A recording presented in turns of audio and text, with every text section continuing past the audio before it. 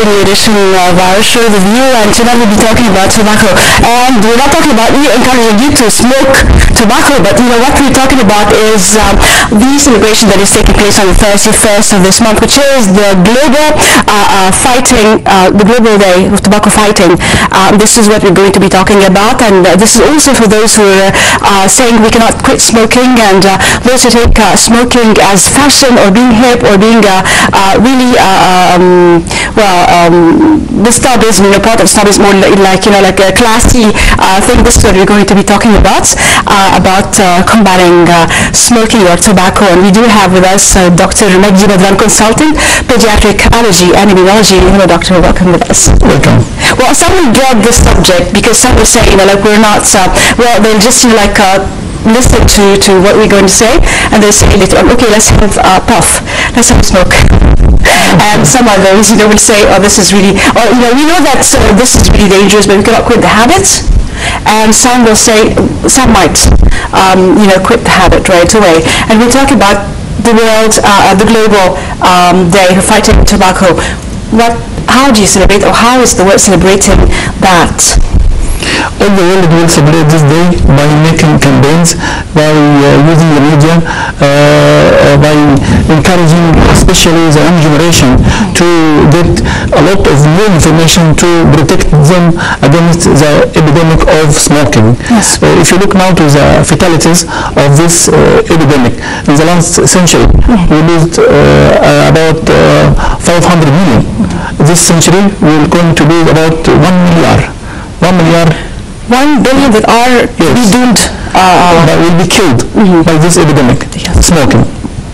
Each year now we are losing about 5.4 million, and the problem every day new smokers are going into the new market of addicting tobacco, because they have little information, because they don't believe what are we speaking about, and because they think cancer is very far, and also the problem is that the risks of tobacco are cumulative, so it will not appear immediately. It's not like a bullet. It will not kill now, it will kill after years. But some would say something like, if we quit for a while, then the chest and the lungs will go back again. It's like black when someone is a smoker. If you quit for some time, then there are no results. Could that be true somehow? No.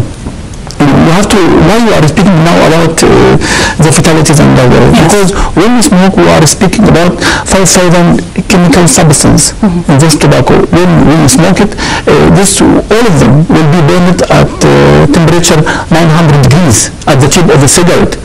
900 degrees. At 900 degrees, before a few years ago, we said about 70 substances carcinogens which will make cancer in the future.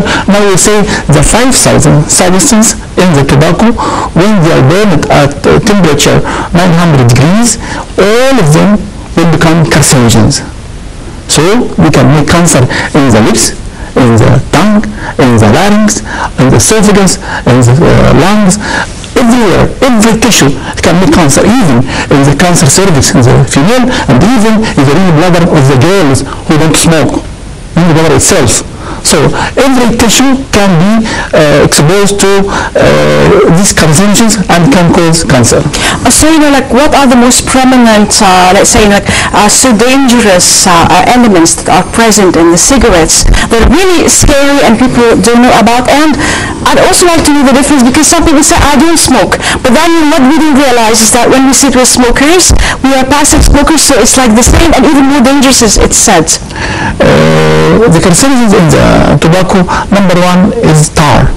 You know tar? Yes, which is the black, like the asphalt. This tar will accumulate day after day in the tissue of the body, especially the lung, and if you open this tissue, you will find it black and sticky and accumulative and like balls, and you cannot remove it. It is fixing. So that's why this will make the tissues to become mutated and to make cancer. Yes. Number one, tar. Number two is nicotine. Nicotine is addicting substance, and nicotine, if you use it, you can kill by high doses of it, and we can kill the rats by nicotine. And nicotine is that an insecticide? Insecticide, yes, nicotine insecticide.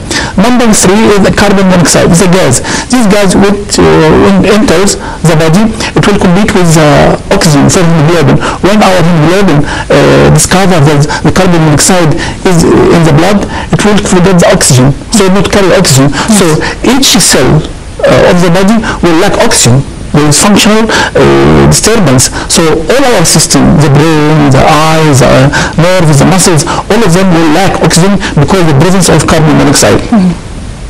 I want you to look to this images with me. Now, before when we say tobacco make cancer, some people will not believe. But when we say tobacco cause blindness, look at this photo. Tobacco. So this is one of the immediate casualties that it causes, blindness. Blindness. Now, it can make cancer. Every tissue it will pass through like that. Like that. The blood is slowly, but it's fatal. Like this, the tongue, mouth. The famous is the lung. About 300,000 victims from this every year. Look here. See the difference between this and this? Yes. Dr. Ivek, again, the question is like, some are smokers, some are not smokers, but then they are just inhaling smoke, which is like, it makes the person a passive smoker, whether he likes it or not. What's more dangerous? The problem is that when someone smokes a cigarette, he will take 20% of the dangerous substance in the smoking. Yes. Yes. Yes.